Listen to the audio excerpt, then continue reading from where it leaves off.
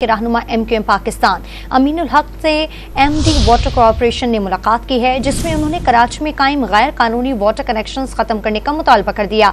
मजीद बात करते हैं, डॉन न्यूज के नुमाइंदे इमरान अहद खान हमारे साथ मौजूद हैं। इमरान, मुलाकात के हवाले से आगाह कीजिएगा।